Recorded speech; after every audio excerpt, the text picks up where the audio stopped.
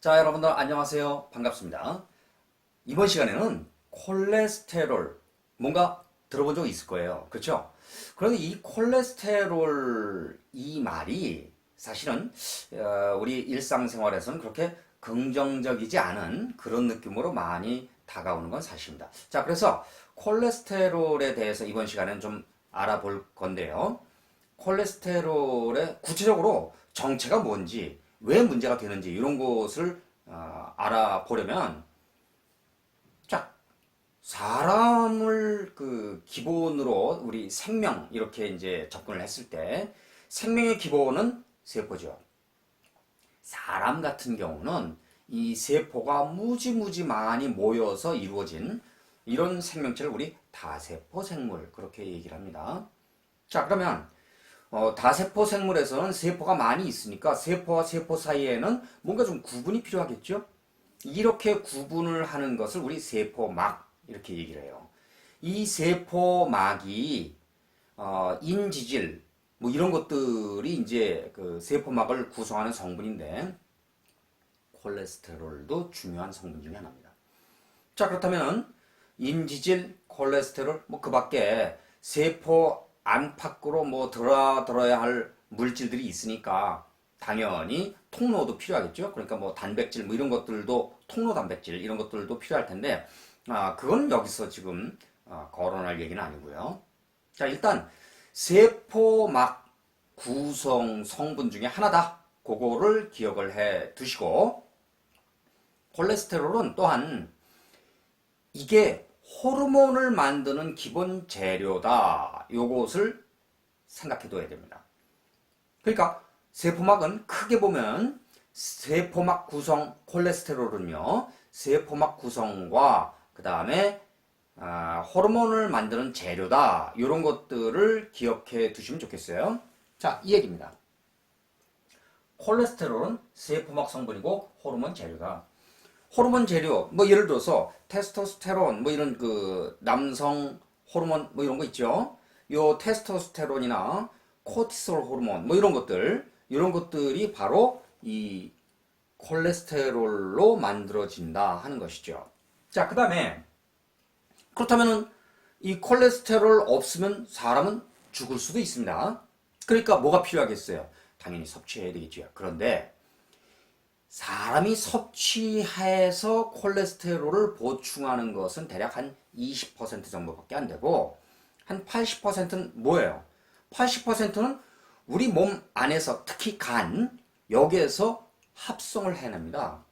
그러니까 여러분들 중에는 가끔 가다가 콜레스테롤 치가 나는 너무 높아서 콜레스테롤 섭취를 좀 줄일래. 그러면 어떻게 돼요? 예를 들어서 내가 섭취한 콜레스테롤이 한 10% 정도다. 그러면 90%를 간에서 만들어냅니다. 콜레스테롤 섭취를 덜 하잖아요? 덜한 만큼 간에서 만들어냅니다. 그럼 중요한 것은 콜레스테롤 수치가 높다. 그러면 왜 높아졌는지, 왜 간에서 합성을 많이 하게 됐는지 이것을 알아내는 게 핵심입니다. 유의하세요. 콜레스테롤을 아무리 내가 많이 섭취하냐 적게 섭취하냐 이것과 관계없이 간에서 열심히 만들어내더라 그 얘기죠. 자, 이게 그래서 간에서 흡수하는 게 한 80%, 그 다음에 섭취로 되는 게 20%, 보통은 이렇다 그런 뜻입니다. 자, 그러면 우리 흔히 좋은 콜레스테롤, 나쁜 콜레스테롤 이런 말을 쓰잖아요. 이게 도대체 무슨 얘기인지 콜레스테롤 자체가 인체 내에 꼭 필요한 것이라면서 왜 좋은 게 있고 왜 나쁜 게 있는지 이런 용어들을 사용합니다. 자, 그거에 대해서 조금 좀 생각을 해봐야 되겠어요. 자, 그래서 요 그림을 통해서 여러분들이 보시면 이 도대체 무슨 뜻인지 좀 짐작하는데 도움이 될 것 같아요. 자, 이제 여러분들 그 LDL, HDL 이런 놈들을 갖다가 카일로마이크론이라고 부르거든요. 뭐 이름은 별로 중요한 게 아니고 어떻게 생겼는지 한번 보세요. 이렇게 생겼습니다. 지금 여기서 보니까 이 부분 있죠, 이 부분. 여기 녹색이 있고 이렇게 그 꼬리식으로 이렇게 달려 있는 이 부분. 이런 부분을 우리 뭐라고 하냐면 인지질 그렇게 불러요. 인지질. 그 다음에 여기 아포 B, 아포 A 뭐 이런 것들이 있죠. 아포 하고서 나와 있는 이런 것들은 단백질입니다. 자, 그리고 요 속안에 C라고 써 있죠. 이런 거. C. 이렇게 C라고 써 있는 거. 이런 것들이 콜레스테롤이고, 그 다음에 여기 T라고 써 있죠. T. 이렇게. 이런 것들은 이제 중성지방이에요. 자, 그러니까 중성지방과 콜레스테롤이 들어있는데 그 바깥을 인지질과 단백질, 이런 것들이 이렇게 둘러싸고 있는 이런 모양.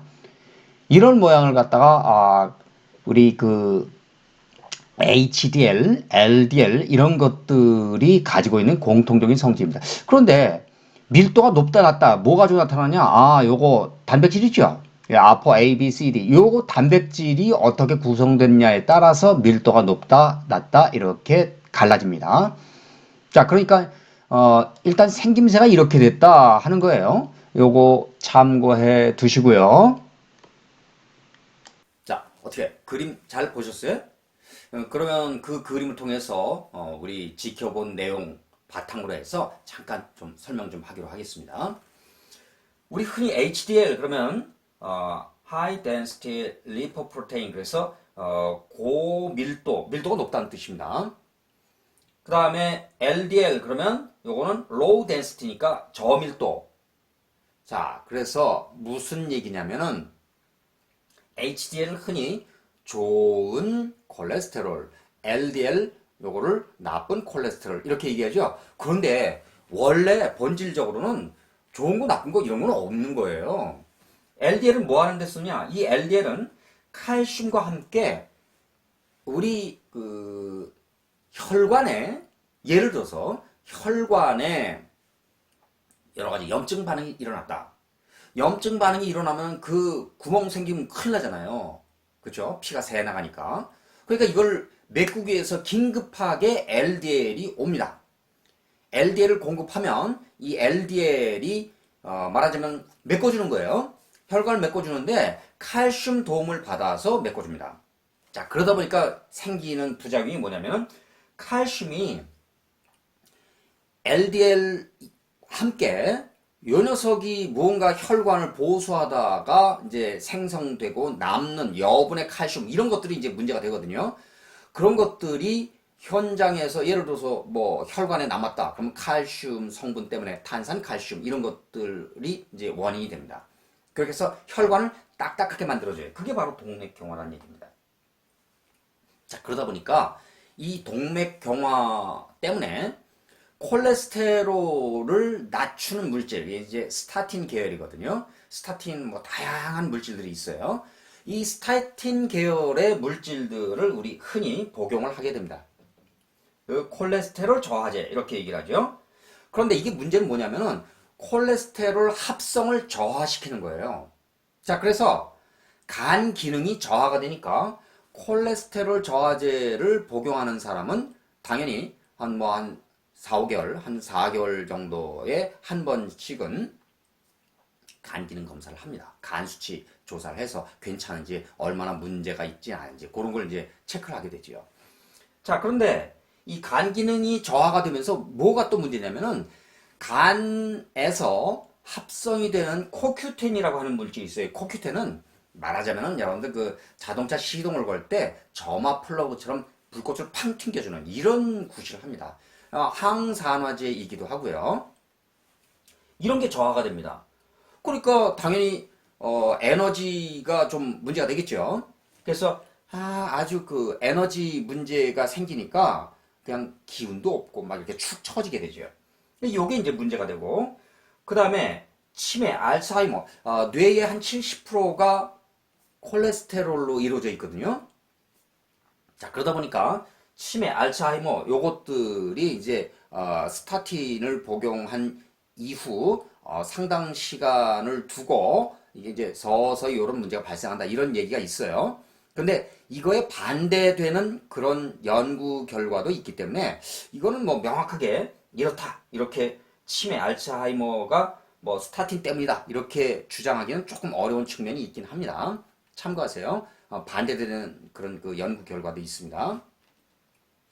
자, 그런데 횡문근 융해증 말이 좀 어렵죠. 말하자면 근육이 녹아내리고 뭐 신경 통증이 생성된다. 뭐 이런 그 부작용이 있더라 하는 겁니다. 스타틴에 의해서. 자, 여러분 이제 콜레스테롤 저하제인 스타틴을 복용한다고 한번 생각을 해보세요. 자, 그러면 뭐 약도 우리 몸에 들어오면은 일정 부분 해독이 필요하죠. 약도 일정 부분 독을 가지고 있으니까요. 자, 그러면 그 해독 작용을 누가 하느냐? 주로 간에서 합니다. 그런데 간에서 이런 해독 작용을 할 때는 여기 뭐 칼슘, 마그네슘, 인 요런 미네랄 그리고 뭐 비타민 뭐 이런 것들이 이제 필요한데 어디서 가져오느냐? 예컨대 칼슘 같은 경우는 제일 많이 칼슘이 들어있는 데가 어디입니까? 바로 뼈입니다. 뼈에서 가지고 인은 뭐 관절에 많이 들어있다고 하고요. 이런 식으로 필요한 것들을 간에서 가져다 쓰기 때문에 문제가 생길 수 있다는 것이죠. 자, 그리고 예컨대 비타민 B3 나이아신이라고 하는데요. 이런 비타민 B3 같은 경우는 스타틴에 못지않은 아주 강력한 그 작용을 할 수 있다고 합니다. 자, 그런데 병원에서 비타민 B3 처방 안 하죠. 왜 그럴까요? 비타민 B3는 천연 물질입니다. 이게 스타틴을 처방하고 비타민 B3를 처방하지 않는 이유가 바로 제약회사의 비즈니스 모델하고 밀접한 관련이 있죠. 제약회사의 비즈니스 모델은 쉽게 얘기하면 돈 되는 거에 그게 일차적인 목적입니다. 근데 비타민 B3 같은 경우는 이거는 천연 물질이라서 뭐 돈 되는 거하고는 거리가 좀 있어요. 스타틴 같은 경우는 합성을 해서 특허를 받을 수 있기 때문에 이게 돈이 좀 많이 든다. 그런데 비타민 B3는 특허를 받을 수가 없습니다. 그렇기 때문에 생기는 그런 아주 미묘한 문제가 좀 있겠죠. 자, 어떻게 콜레스테롤이 무엇인지 좀 이해가 되셨나요? 자, 그러면 우리 다음 시간에는 이번 시간은 여기까지 하고요. 다음 시간에는 혈관 청소, 뭐 여러분들 아마 많이 들어봤을 것 같은데 혈관 청소란 말에 대해서 정리를 해보기로 하겠습니다. 자, 여러분들 수고하셨습니다. 다음 시간에 또 보기로 하죠. 안녕.